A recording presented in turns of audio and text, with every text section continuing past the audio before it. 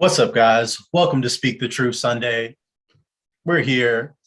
I'm your co-host, but today I'm gonna be your main host, CJ here, filling in for Mr. Bell, the legend.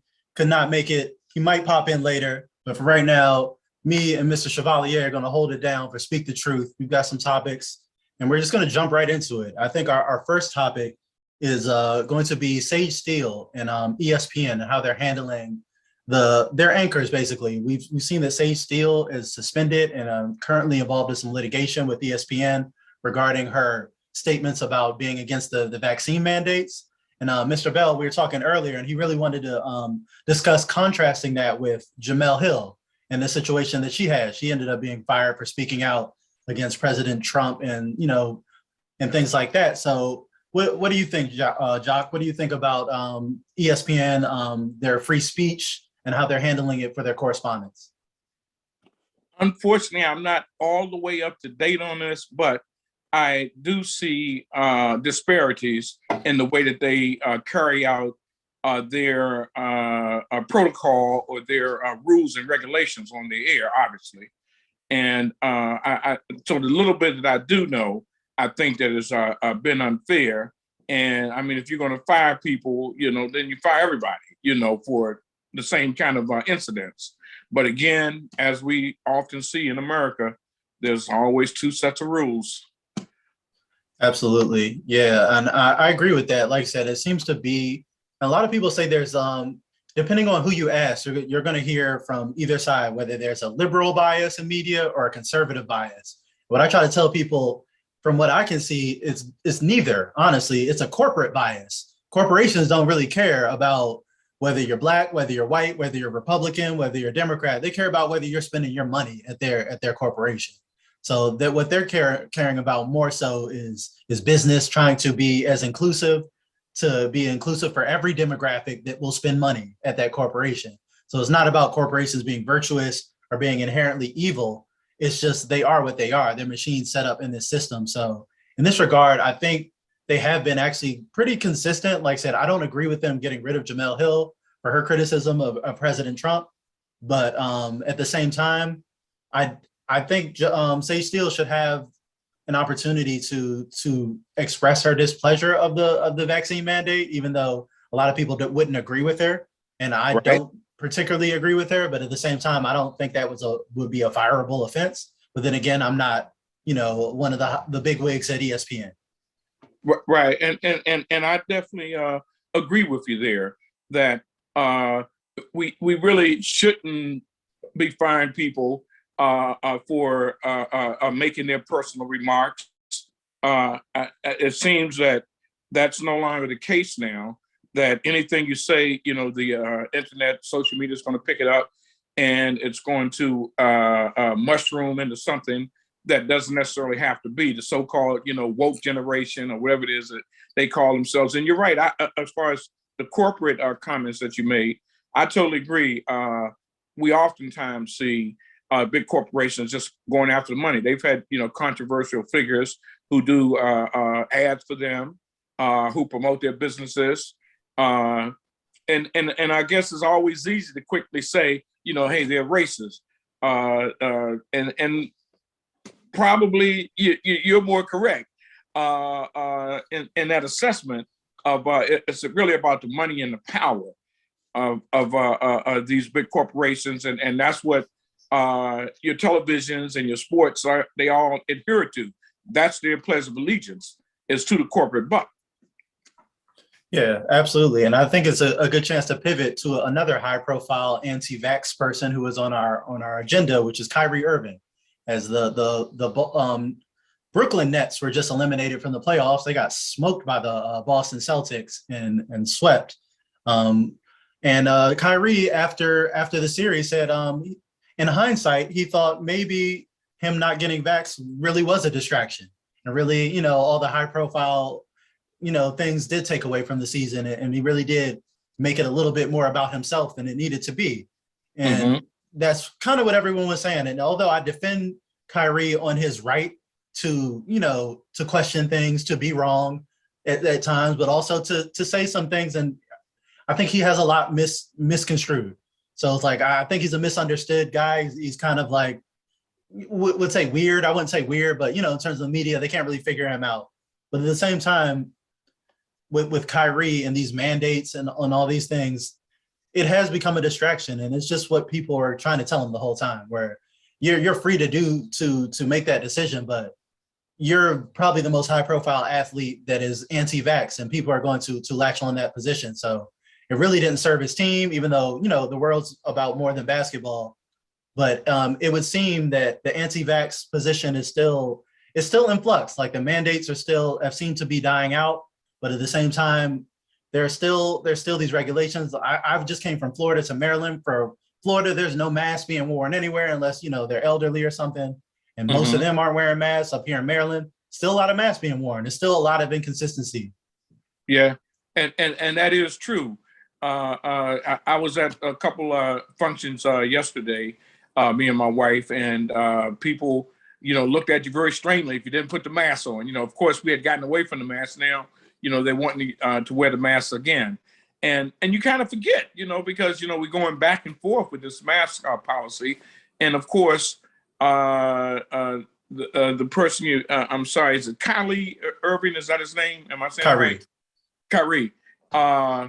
He has a team that he's a part of.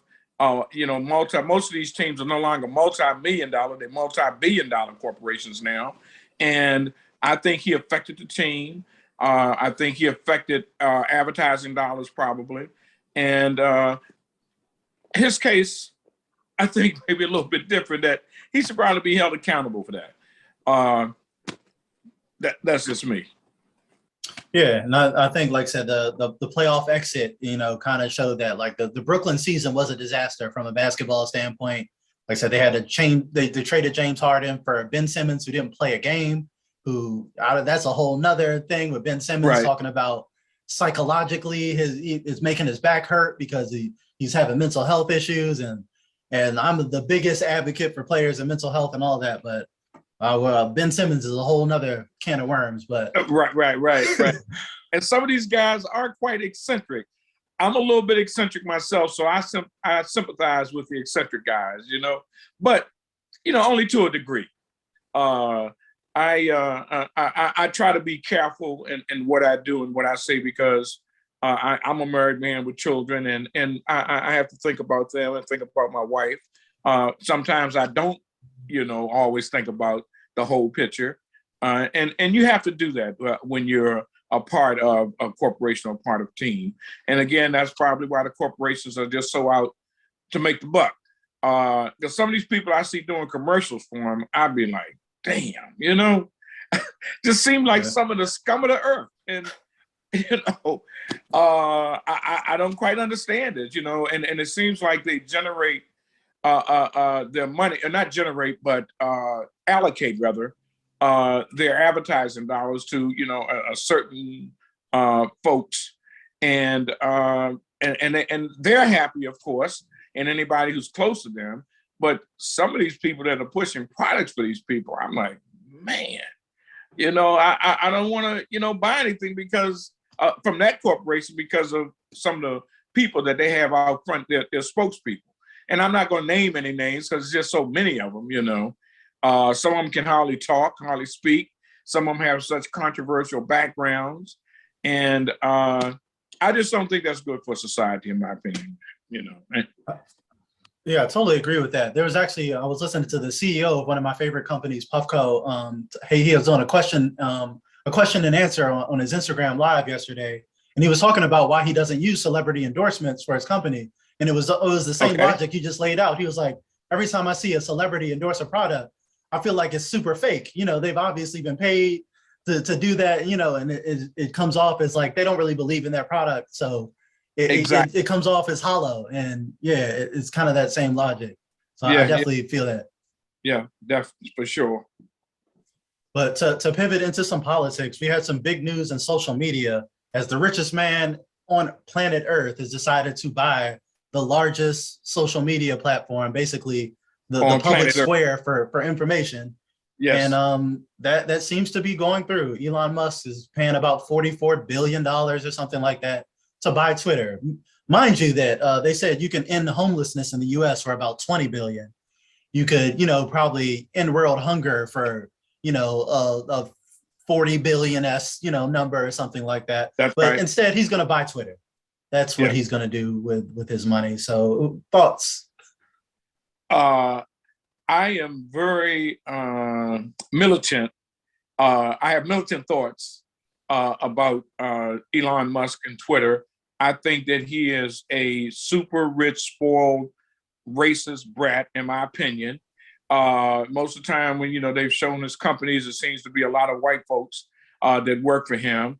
I think that his Twitter company is definitely going to turn into a platform for conservatives. I think he's another person who's going to push racism to the forefront the same way that Donald Trump successfully did. We say what we want about Trump, but he successfully, brought racism to the forefront where it actually became vogue with a lot of Caucasians across the world, across the globe.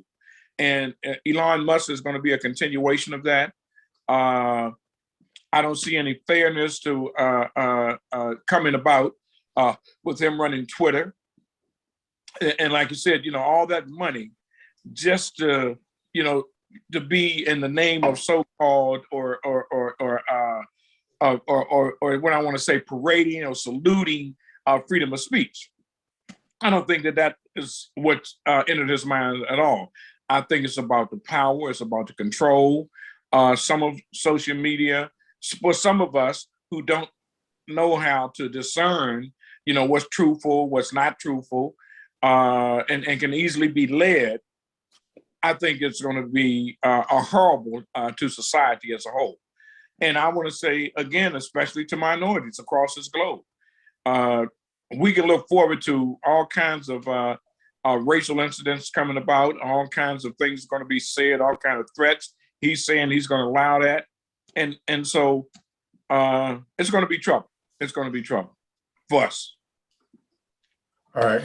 I'm going to start with where I agree with Elon before I dunk on him savagely, because I'm not a big fan overall. But I'm going to start with what I agree with for what he's talking about. One, it's hard. I'm going to preface it with he's a con man as well, as similar to Donald Trump. He says a lot of things that he does not follow through on and do, like Elon Musk, all the time. You can do example after example after example. He told the UN to give him a plan to end world hunger, and he would do it. They gave him the plan. He didn't do anything. He talks a big game. So I'm gonna preface the things I agree with that statement, because like similar to Donald Trump, sometimes he'll make good promises that he has no intention of following through on. But exactly. He says he wants to purge the bots from Twitter, authenticate all humans. I agree with that. He says, I don't think the uproar over the free speech thing is as bad as it sounds, although I think there is a toxic aspect to it, because I think if you regulate Twitter like a public utility, like Kyle Kalinske, a political commentator, says this all the time, and I agree with that point.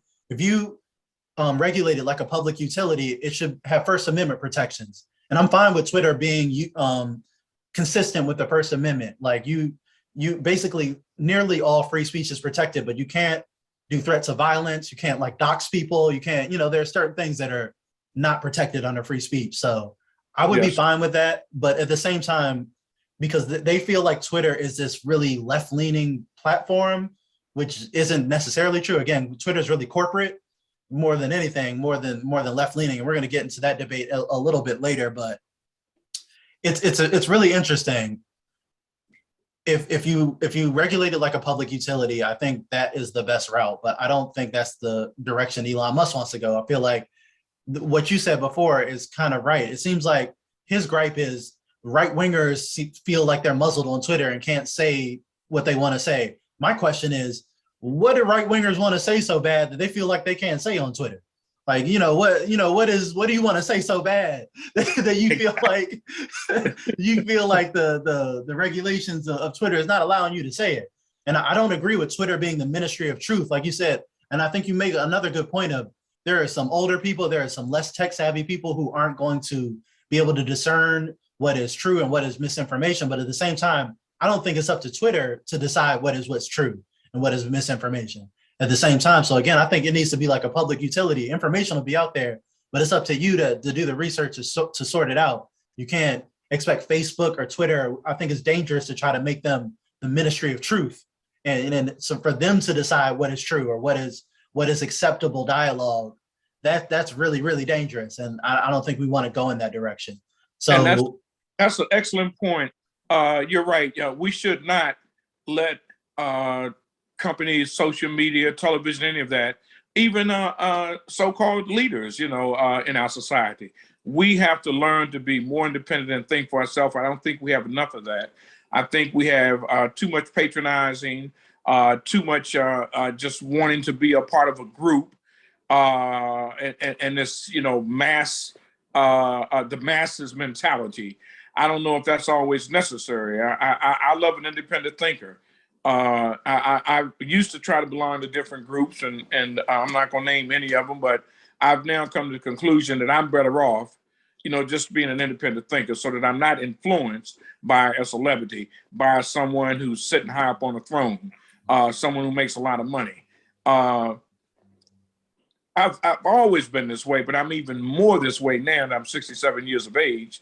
It has become very, very important to me and vital, so that I don't have anxieties, I don't have depression, I don't get on drugs, I don't get on alcohol, I don't get out here and start gambling or abusing my wife, mentally or physically. So there's just so much that you can learn sometimes, just thinking to yourself. One friend of mine used to call it, take an inventory of yourself. And to me, we don't have enough of that now, and probably because of the proliferation of the different social medias that we have, people have just come now, they just prop their feet up and they don't think anymore. So that's like I said, yeah, the tribalism on both sides. Again, I think people they don't want to think. Like you said, I think if we got rid of all political labels, I think that would be amazing. I think people would be on political spectrums they wouldn't even imagine if they took the labels and they took the rhetoric of our politicians out of it. If we took it's basically sports teams now. It's go team Democrat. No matter what they do, no matter who's in charge, no matter who's on the team, I have to root for that team because that's team blue. We're team red. It doesn't matter who's on the team. It doesn't matter if the person is a ridiculous celebrity apprentice host. It doesn't matter. Team red. As long as it's red, then that's okay. And that's how too many people think. And we'll never get out of this tribal politics until we do that. Which brings me back to Elon Musk, because Elon Musk posted a graphic. Basically, I can probably pull it up if I can find it, but he posted a graphic basically saying that the American far right has remained the same since, like the mid 2000s, but the left in America has gone further and further to the left, which is utterly ridiculous. Like one, it proves, I think it's good because it proves that billionaires are not smart. Because if you post that, that's ridiculous. And there are many reasons it's ridiculous. One, the far right actually has politicians in power with actual seats in Congress. There are no far left politicians anywhere with anything. The furthest left you might get is like an AOC or something like that, who is also not incredibly far left, but in regards to our system is. The far left priorities are not what they are made out to be. Like Elon Musk and the right wing, they want to say that the far left priorities are censorship and like gender issues and things like that. Those aren't true far left issues. I could tell you because I would be considered far left. So now you're getting into my territory. So you can just ask a real leftist what our actual priorities are, and not the Joe Biden administration, because the Joe Biden administration ain't left. Just to put that out there for people who might be buying into that narrative. They ain't left. There's not a left person in his damn administration. He doesn't like us. He made that very clear when he was running for president, that he has disdain for anyone to the left of him. And he's pretty in the center right, I would say, Joe Biden. So when we're talking about the left priorities, we're not talking about gender stuff. Like the left is fine. Like we're talking about substantive policy issues. Yes, I'm fine with transgender people existing. If that's what you're saying is woke, then I guess I'm woke with being fine that people have their sexual identity and live their happy lives as long as they're not bothering or breaking any laws. Like, yes, I'm for freedom, if that makes me a far lefty. But far left priorities are things like healthcare, getting everyone in this country healthcare. How about wages, giving someone a decent wage that people can live on? How about housing, getting people rent in places they can afford? Those are left priorities. And if you take the label of left away from it, those issues poll incredibly high with normal American people. I have to agree 100% with that. Being a housing provider myself in the District of Columbia, I see, poor people. I see people that if they had a better opportunity, they could do better for themselves. I do strongly concur that the labels that we have given, the teams that we're, forced to take a side on, it's become a problem. It's an issue. And now it's being exploited by both teams, by the red and the blue. And there's always talk of, an independent candidate, an independent party. And I've been hearing about that, probably 20 years before you were ever born, CJ. And so I don't think that's ever going to happen anytime soon, It can't, because we have this two-party system. That is the trap. We need to get to a ranked choice voting system. We need to get to a point where we have more than two choices, or we're going to be stuck in this. There's a recent poll that just came out the other day that 58% of Americans would vote third party if their choices were Donald Trump and Joe Biden again. That's how fed up the American people are with this two-party system. That's like 60% of the country who says like anybody but these two guys again. Like we can't handle it. And look, I have to agree with that. I'm among that 60%.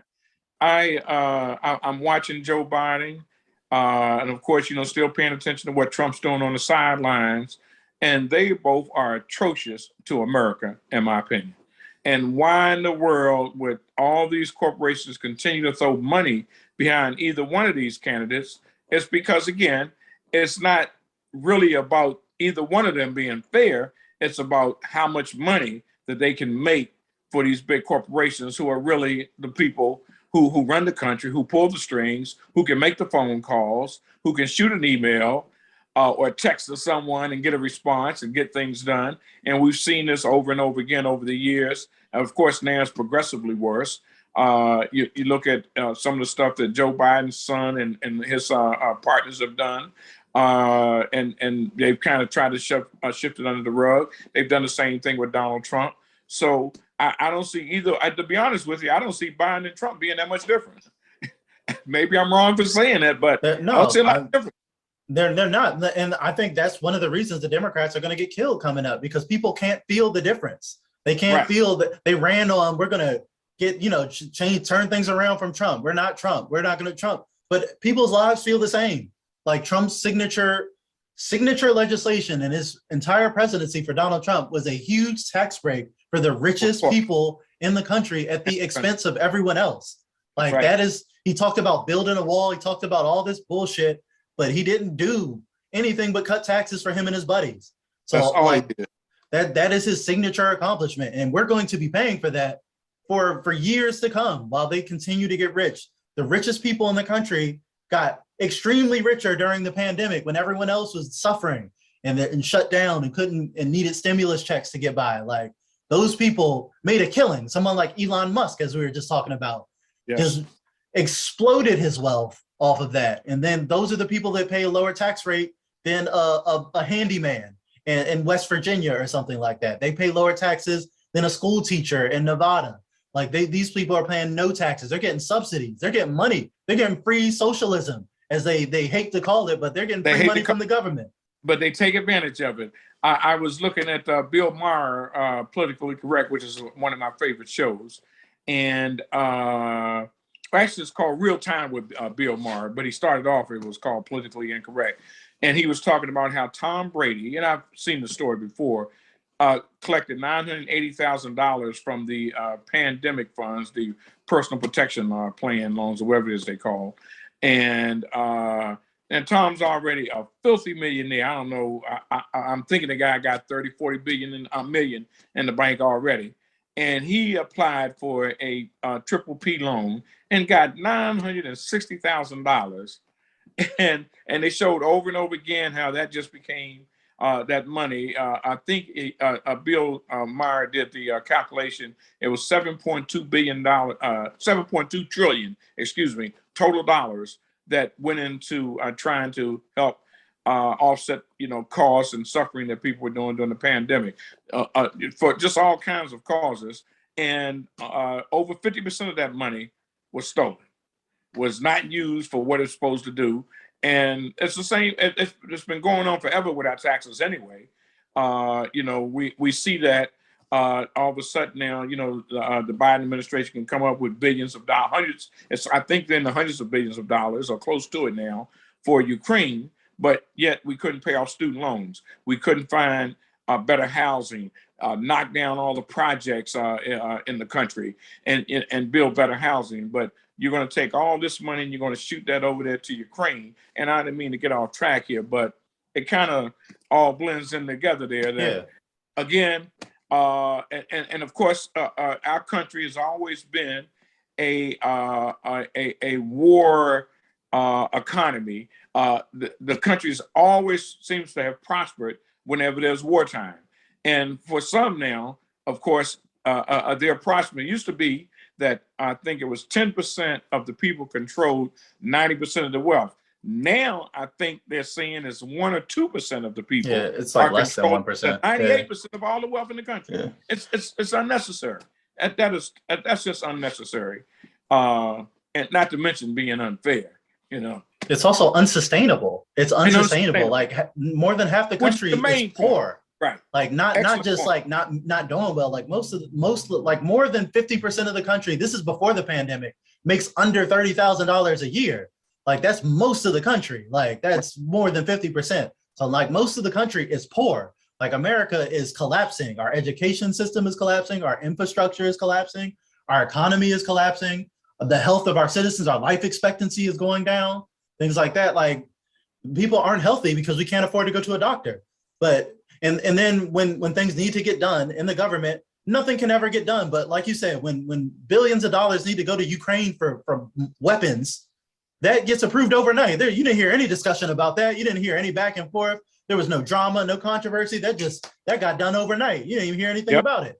But when we try to debate even a fraction of the student loan debt that Biden already ran and campaigned on canceling, then there's all this, well, I don't know, maybe we need a bill, or maybe we'll do 10,000 for some people, and maybe like it's always when it comes to something for the people, there's always, oh, we can't do anything. Our hands are tied. We're just going to debate. There's gridlock, Republicans, Democrats, blah, blah, blah.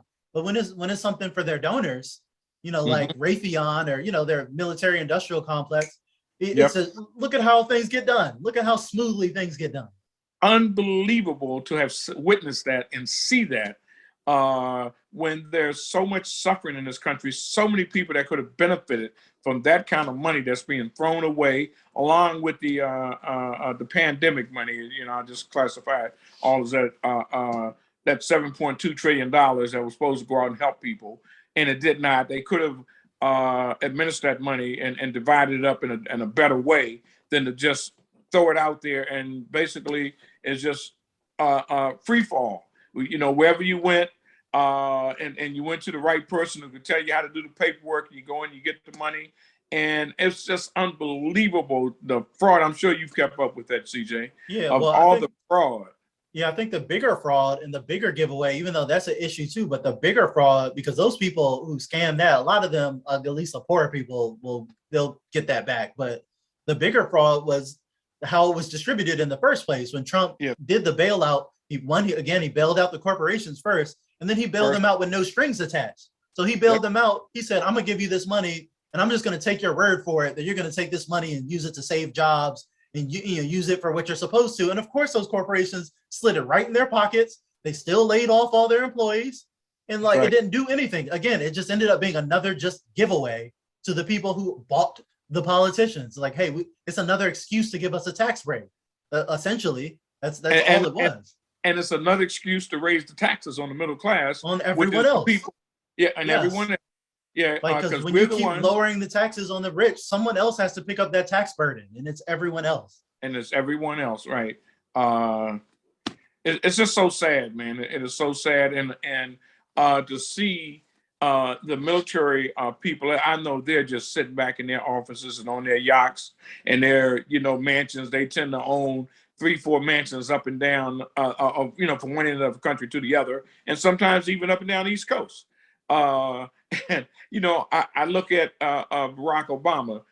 How we all are so joyous over him, and this guy now owns 3 mansions. I think he's in California, was it Chicago, and here in DC, and Martha's I think Martha's Vineyard or something, right? So I'm like, wow.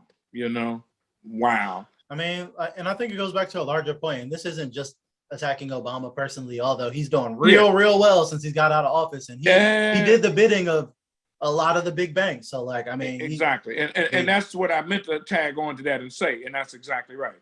But yeah, that's where I was going with it. This is the revolving door of why, again, another reason why we can't get anything done in Washington, because once those people serve those corporations at the expense of people, they get rewarded for it.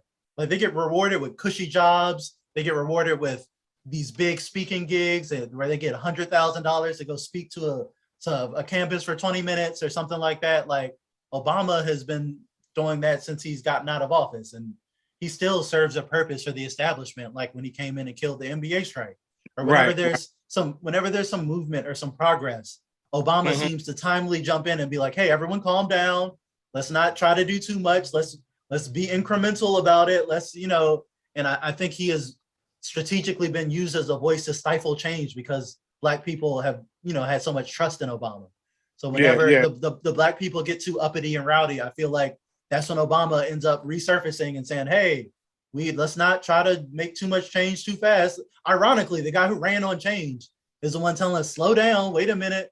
Let's not do an NBA strike. Let's just tell people to vote for more Democrats instead of disrupt the money, and I really hate that. That's the corporations that's talking. That's the corporate folks that have been in his ear, who have his attention, and commanding him what to do. And you're right. It's not just Obama. I'm certainly, not trying to, single him out. But it's just that whole political structure that we have, and the money that controls it. I'm one of those people too. There's been some talk of trying to get rid of the presidency, and maybe have 3-5 people are running the country, because this is just too much of a job for one person. There's just no way that one person can properly run this country, administer the economics, the social, the health, education, even with all these different cabinet members that they have. It's just impossible for one person to be able to do that efficiently and effectively. And that is something else that's the next movement that really has to come about and get rid of this single man presidency empire that we have. Like, it would be difficult for a competent person. So how do we think Joe Biden is doing in there? Like, how do we think Donald Trump, who has an IQ of a box of rocks, is doing in there? Really. It's just, and also the age. Like, I'm not trying to be ageist out here, but we need people who are looking towards the problems to solve them for the future. And it would be ideal somebody who's going to be here for that future. And, so when we're talking about President Trump at 71, President Biden at 75, Nancy Pelosi's in her 70s, Bernie said he wouldn't rule out another run. I love Bernie, but we need some fresh legs in here. Yes, we need fresh do. Perspective. The same people have been looking at the same problems. Like, say, I give Bernie a pass because he does represent the voices of young people pretty well. And he does focus on the issues of the future, like climate, like healthcare, like why Bernie is still somewhat beloved on the left, even as divided as the left is. And Bernie's pretty well respected all around because he's been so consistent. You might not agree with what he's spitting, but you can't say he's fake. Like he has been on the same message since the civil rights movement, being chained up to a Black woman, dragged away by dogs. So he's been about it. Yep. It would have been nice if he could have cloned someone or prep someone, prime someone to take his place, and that's a lot younger. I think that we should have a cutoff on the age of running the presidency, because if you've gotten to a certain age, that at that point, I'm 67. I don't care about things as much as I did in my 20s and 30s. I don't have that firepower anymore in my heart. I don't have the wherewithal to tackle some of the things that I would have easily tackled or went after or fought about in my 20s and 30s and 40s. And then so I think it's not wrong to say that we need to put a cap on the age of the presidency. We have a law that says you can't run until you're 35. That makes sense to me as well. Yeah, like I'm cool. I'm cool with that. Like, I mean, like, so you want somebody with a level of experience, life experience, at least. Exactly, right. To be running and enough of these actors, man. Enough of the actors running our country. Trump and Ronald Reagan have proven that actors are not the best people to run office. Yeah, it's showing you it's become more of a cult of personality, where it doesn't even matter about the policies or how competent or qualified. Donald Trump broke that down. Donald Trump is one of the dumbest people on planet Earth. Yes. Gave him the keys to the nuclear code because he wiped the Republican, nominees, because they underestimated him. Like, they didn't like Trump. They didn't want Trump to win.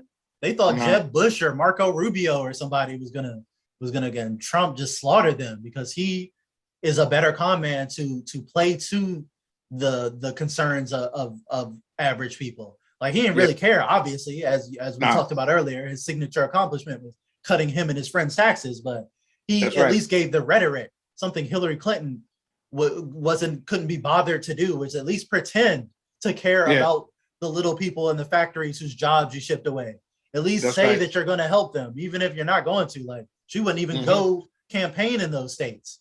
So it's just like, you can say what you want about Trump, but he can read a room, and that's an effective skill.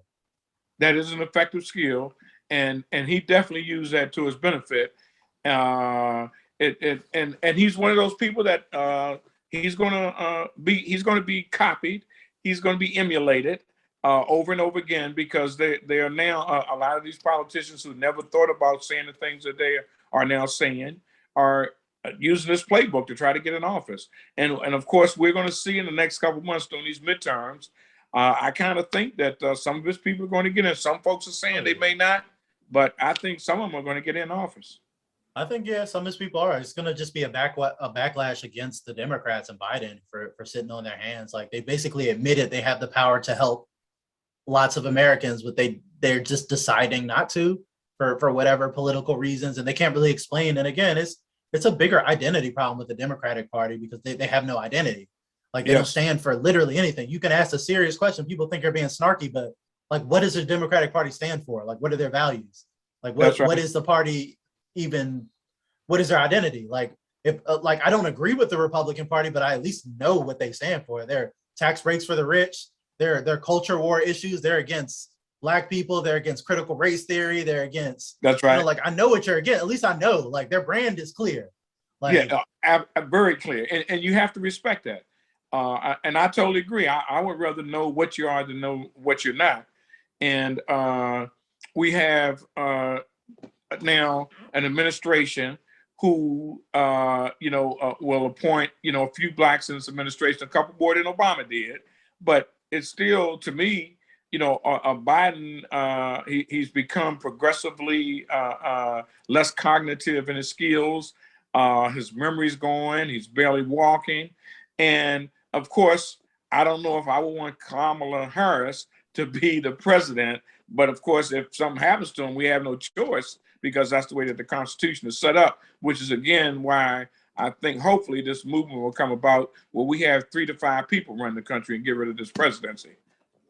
Well, judging by Kamala's approval ratings, you're not the only one who doesn't want to see her as president, because she's in the 20s, which is historically unpopular.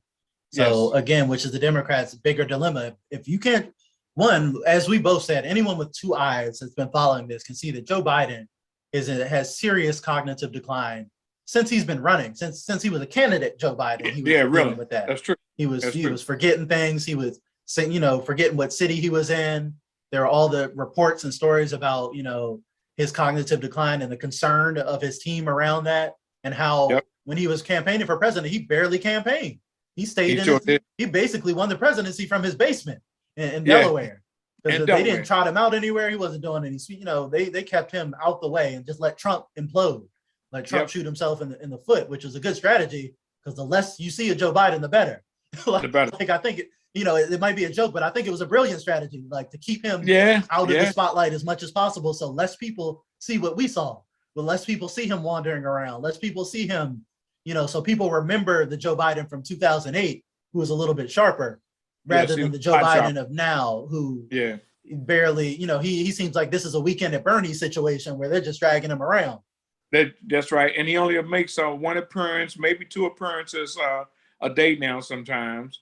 And again, that's why I said my point earlier was that to have just one person being able to speak for a country as wide spread as we are, with so many different things that are going on that are relevant to a good society prospering, he's just unfit. He can't do it, and he doesn't have enough strong people in his administration to do that. And I think that's all. At one point, we used to have a lot of the presidents. You would know their cabinet members by name.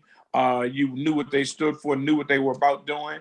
And I will be honest, some of these people, starting, with the Trump administration, even with the Barack Obama's administration, some of these cabinet members' names I never really came about for me to learn, or for us to learn as in our society and our political spectrum, because they weren't as strong as some of the cabinet members of years gone by, which to me is another problem. You have people like Mitch McConnell, whose wife ran I think it was the Labor Department or something. And she, was involved in all kinds of corruption, but again, they swept it under the rug because, that was his wife. I think her last name was Chow. I want to say either FAA or Labor Chow, I Department. think. Yeah, was her name. She's an Asian woman, and I forget exactly the department. I want to say either FAA, or possibly the Labor Department. It could have been DOT. It could have even been DOT. Yeah, I thought it was transportation, I think. Maybe it was transportation, right? And it was all kinds of corruption involved there.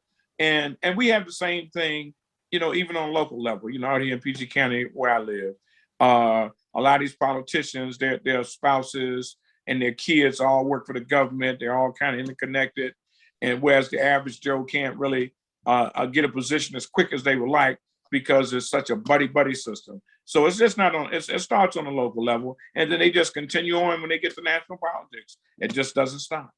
Yeah, it's a culture of favors, quid pro quos, nepotism. Exactly. Like I said, connections. Like I talk about that as I started to get more disillusioned with the NFL, as I started to work with the teams and follow it a lot more closely. You see how unqualified some of these assistant coaches, some of these strength coaches, some of these people who have even some high profile positions on the team, where I think a lot of people are making fun of Deuce Gruden and, John Gruden's son, and like some of these people getting promotions that just have no business getting promotions. Some of these quarterbacks, I think they said Rex Grossman was the starting quarterback for the formerly Washington Redskins. And everyone's wondering, like, man, this guy sucks. And it turns out he was just friends with the offensive coordinator. He was in his wedding.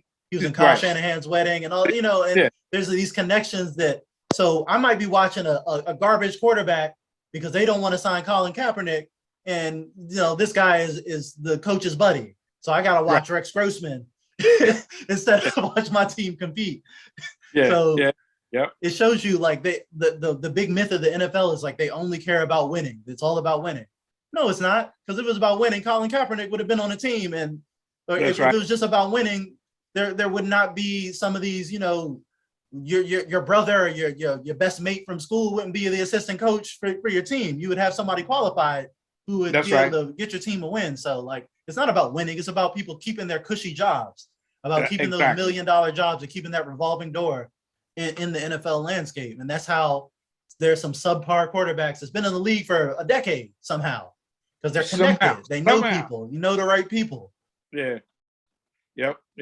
And that's again, it's a very unfortunate thing that is going on throughout the entire society. I'm one of those people who think that all of these folks are being overpaid, and why, and I've never been a big sports guy, and I've always just kind of been mediocre about everything, mostly.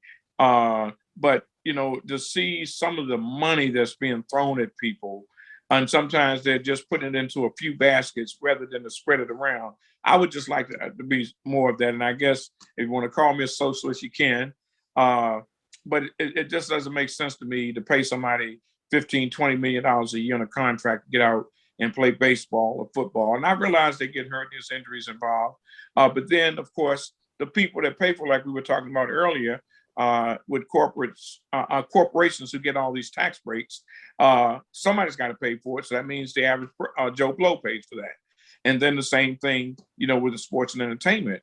These people are making so much money, and you go out and you go to a game and you can't go for less than a couple $100 now just for one person. And there are a lot of people who really, really love sports, and I'm not going to take that away or diminish that. And I don't think it should be diminished if it's something that you like, but it should be where you're just prostituting the masses for a few individuals or a couple hundred individuals to be these filthy millionaires. And the same with, some of the rappers, man. I mean, like I said, the entertainment business, that encompasses all of them. And sports, of course, now it is strictly entertainment.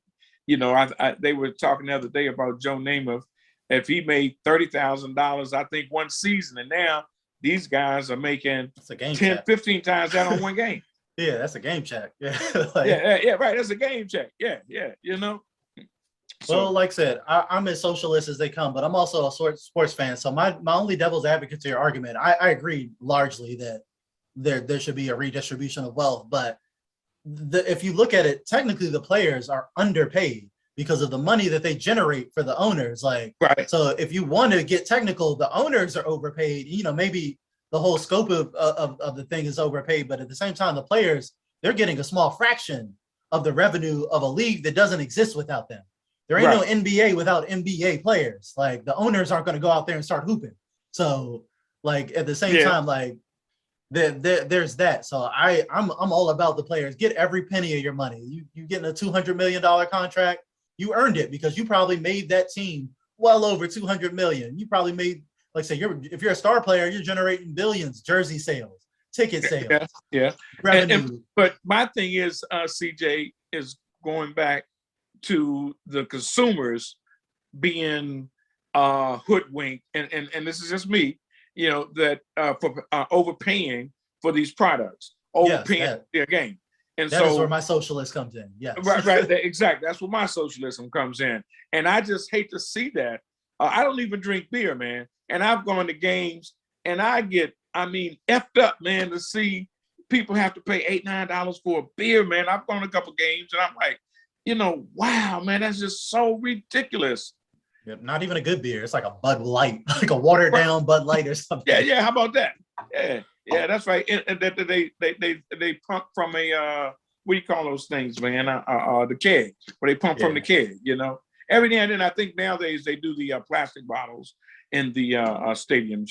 But I just hate to see the masses, man, being pilfered for their hard-earned dollars, man. Again, as you stated earlier, the majority of this country do not make a lot of money, man. They don't have a lot of entertainment expense, where they can really afford this. But then these very people will go out and buy $200 tennis shoes or $150 t-shirt from a Kanye West or, a famous football player, and that just bothers me, man. It bothers me.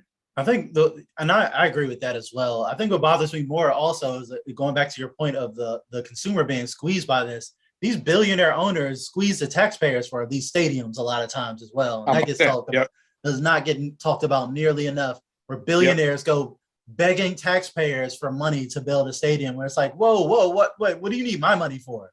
Like, you're a billionaire. You're supposed to, you're going to make more billions off of this anyway. It's a business investment. Invest your own money. Why do you need tax dollars to build a stadium here when your pitch is, they come in with these fancy pitches, but it always seems to extract tax money out of the community in exchange to get the team, which is an issue because these billionaire owners can finance their own damn stadiums. Like they can. Oh, anytime. We fought in Prince George's County about 8-9 years ago now. They wanted to put a soccer stadium in PG County. And we fought, we went all down to Annapolis. And man, do you know some of these black politicians were just pissed off. It was several of us, probably, I would say about 50 to 100 of us who had kind of banded together across the county. And we protested and we wrote letters and we testified at council hearings. We testified down at Annapolis in the State House to stop the soccer stadium because I forget who was in office at that time. I'm thinking it could have been Jack Johnson. I think it was. And he wanted to, along with others, they wanted to build this soccer stadium because it just would make them look good. But our position was, those who were against it, was that all it was going to have was minimal wage, menial jobs. A select few, maybe a handful of people would have helped run the place that would have made a whole lot of money. And those were going to be people who were connected, no matter what their education level may have been. They weren't going to be able to work. The same thing you have right now, at the Commanders, the FedEx Field, and all the rest of the stadiums across the country that have used taxpayers' money. And so we successfully fought that and stopped that soccer stadium. And we went down and we said, look, we're black too.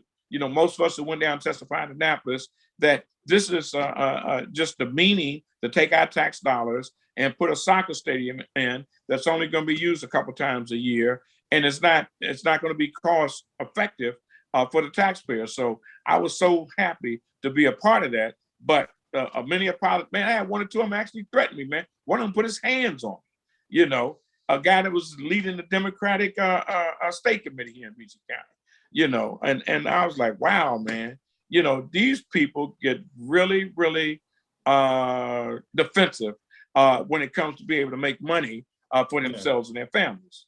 So it's a religion for certain people. Which it's a religion, right? They don't care about the masses, man. Full circle. The issue with a lot of these teams is they're owned by billionaires, and like, not to get too lefty or socialist on here, but like, personal opinion, I don't think you can make $1 billion in a moral way. There's no way that you can make $1 billion without exploiting the labor or taking some shady shortcuts to get there. Yeah. And I didn't mean to make that face, but you are so correct. Absolutely. You just can't do it. I don't care. Like, I don't care if you try to paint yourself as this, beloved, like this glorious figure, but like, if you've got $1 billion, I'm already looking at you sketchy because like you've exploited a lot of people's labor. You probably got a lot of minimum wage workers. You probably got a lot of Jeff Bezos. You've done ruthless things to get that money. Yeah, you had to be ruthless. Jeff Bezos is a perfect example of that. He is the poster boy child now, in my opinion, of exploitation and minimizing wages for all these hundreds, actually thousands of people who work for his companies all across America. And he walks around with a smile, got a little pretty girlfriend, 20 years younger than he is. And I guess when you got that kind of money, that happens, Yeah, shout out to the Amazon union. Yeah, right. And they won't let them start a union, Well, they won now. Like I said, the Amazon union, like they're getting it done. So like I said, so they did, but they only did it in 1 or 2 states, right? They haven't done it nationwide. It's catching fire though. It's a good labor movement that's going up. But again, like I said, the billionaire class, there's a reason. As goofy as it was, if people saw the Minnesota Timberwolves playoff series last series when they're playing Memphis, every game there's an incident where protesters are jumping on the court. One lady, she locked herself to the hoop, and then the other incident, the girl glued herself to the court. Well, like that's because their owner apparently owns like a animal farm where he like makes glue or something like that. But basically he tortures animals. That is how he's made his fortune, is like incinerating animals and doing incredibly torturous things to them. And it's just like that is the meat, the sausage is how the sausage is made, as they say. That is the ugliness behind every team you love is probably an asshole billionaire owner. And I'm speaking from experience as a Washington Commanders fan. Right. Yeah. I have to agree with you 100%. I can't find anything to contradict that nowhere. in my mind.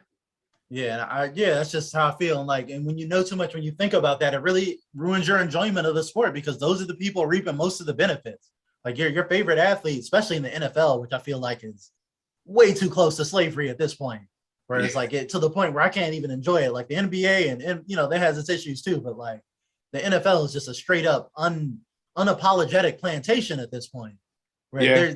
Kaepernick still doesn't have a job. There's still the same narratives every year. We just had the draft the other day. So every year when black quarterbacks come out, there's the same narrative of black quarterbacks of I don't know about his leadership or his ability to comprehend defense. Can he read defenses? Can he learn the playbook? Can he and that's something all these coded terms? Yep.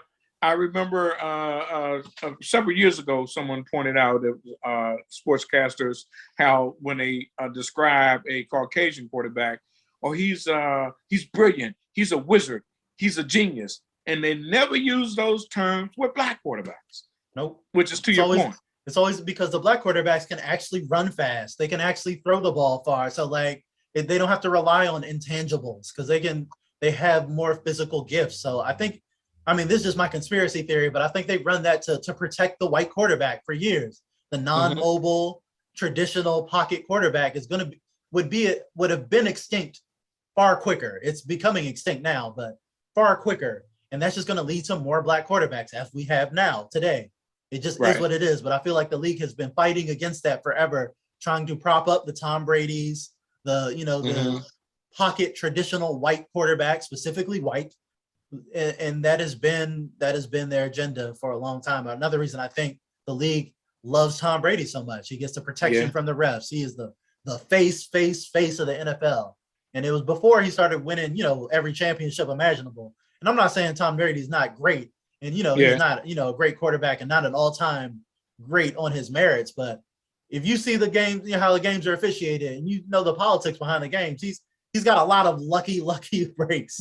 A lot of breaks. They change rules for him. Yes, they do. Yes, they do. Yeah. That's just my little NFL conspiracy theory. But beyond that, like to wrap it up, like I said, just to come full circle, I don't think the society that we have built in terms of this post-capitalism that we have right now, it's not just the socialists in me saying that. I literally just don't think it's sustainable. Like if we look at where the country is going, where we are compared to the rest of the world, especially with our health outcomes, with our not just the outcomes, but depression, just the attitude. If you just talk to people on the streets, people know that things aren't going great in America right now, even before the pandemic. There's a big disconnect between the people in DC making our laws who are cushy, comfortable, happy to maintain the status quo, and where we're at, where most of the country is getting desperate. It's getting real out here. Like rent is going up. Wages are not going up. Like inflation, gas is going up. I put $20 and got like a quarter tank of gas in my car. So you didn't get much gas for 20, man. Yeah, like that's it's getting rough out here. And the politicians, the minimum wage has been the same since the Obama administration. There's no talk about raising wages. There's no talk about rent going down. They're kind of maybe talking about a little bit of student debt cancellation, maybe, which is another argument in itself. Yeah, which you're also getting the bad argument of people being like, I'm against student debt cancellation because I've had to suffer with student debt. And I paid mine off after 50 years and all this. So it's like, so why would you want that for other people? I just don't understand that mindset. Like, so you're basically admitting what happened to you was unjust. Like the debt was a scam. So you want everybody else to be it's a scam, but you're so salty that you got scammed that you want everyone else to suffer the way you suffered instead of wanting a better world for the people to come after you. You're supposed to want to fix things instead of want to keep them broken because they were broken when you got there. And we'll never fix things if people hold on to that attitude. It's just a microcosm of the attitude, I feel like, of a lot of the older generation. Not you and some of the OGs that come on the show. That is true. There's a lot of people that think in my age group that think that way, that everybody else should have to suffer and do things hard. My mother grew up with no electricity and no water, man. Then no plumbing, no electricity, and this is just a couple miles from where I live right now in Bowie. And man, it was, I wouldn't wish that on anybody, man, white or black, you know? Yeah, and then the difference also is the American dream was more attainable back then. Like back when you guys are coming up, college was affordable. You work 2 jobs and bust your butt. You can get something. You know, like you can build a life for yourself. That's not the case anymore. And It's a people feel bastion that. of slavery now. Yeah, it's like you definitely, have to have 2 jobs just to not even make rent in some cities, and to not that's even exactly right. be able to Yep. afford the bare necessities. We're not even talking about healthcare. We're not even No, talking about things that don't even go with that. Dental and vision, that ain't part of healthcare for most places. There's all no. the things you're gonna need. So we're not even talking about that. Those are the things. So we're in bad shape. And the Oh, people making absolutely. the laws and making the decisions, not just because of their age group, but just because of the financial position they're in, they don't feel it. They don't feel the urgency. And again, the Democrats, because they're in power now, they're going to feel that backlash coming in the midterms Oh, there's of no people question. suffering and them not being receptive to it. They're in their cushy pundit class in DC, doing fine. All their friends are rich. They're doing good. That's all they know. But they don't see the average everyday American. It's getting dystopian out here. Yeah, I totally agree with that. And you know, like you, man, I just, you know, wish for a change, hope for a change. But it's going to take a whole lot of fighting, a whole lot of effort for that to come about. And once they realize it's not going to be sustainable, because now, you know, you can't get people to go to work. They don't have cars. They can't afford to jump on public transportation even to get to work. They're going to want to sit at home and do nothing. Crime is steadily going up. We have young folks all across the country, but especially here in the DMV, that are going out committing crimes over and over and over again. The criminal justice system has broke down. And not that I think that everybody should be locked up for a crime, but if there was just a fair distribution of wealth, we wouldn't see some of the heinous crimes that are being committed, not just by juveniles, but by people who are in power or people who are knowledgeable about pushing paperwork to steal money. And somebody got to pay for that in the end, man, you know? Yep, and it's always the poor brown people always end up being the first ones to pay. So And poor white people. Yeah, yeah, poor they're white in there people. too. Just poor in general. Like I say, it's more of a Yeah, class war than a race war. Like I say, it's yeah, about money. yeah, Right? It's all exactly. about money. And like I said, until people figure that out, until we try to make a change, and it's going to be like a constitutional amendment. It's going to have to be something major to change to be able to fix our system. Because right That's right. now, the level of capitalism we're at is just going to lead to our ruin a lot faster than people think. Every empire falls eventually. And, That's right. And the that's what we American are. empire is on its way, It's on its unfortunately. way down. Yeah, yeah, absolutely. I couldn't agree with you more. But that is our time today. It's 4:03. That is Speak the Truth. We've had the lefty hour here with Yeah. me and Jacques Chevalier. So I am your co-host and your full host today, CJ. We're going to sign off on this note. Like I said, you can catch us here every Sunday. Speak the Truth. Soon I will be announcing my own show. I'm launching the Cortland Experiment Show podcast. I've got new office space that we're setting up. I'm very excited about that. I'll be collaborating with the Fire Squad Podcast Network. We'll be having all types of great content coming your way very soon. Really excited to debut that. And you'll also be able to find that on Black Men in America coming soon. So keep a lookout for that. We're going to be doing all types of fun stuff, not just politics and sports like we do here at Speak the Truth, but I'll also do some things like movie reviews. We'll have really branch out and do a lot more fun stuff, not just this depressing politics stuff every day. But we gotta do the important issues. So we can't leave the important stuff untouched. So we'll still be doing that as well from a younger perspective. I've got some of my homies, my co-hosts, so we've got a network. I'm very excited to get that launched. I'll have some of the OGs come, and you guys are welcome to come be a guest on my show as well. But that is my shameless plug. We're here. I will still be here for Speak the Truth. We're here every Sunday. And with that, we are out. Good night.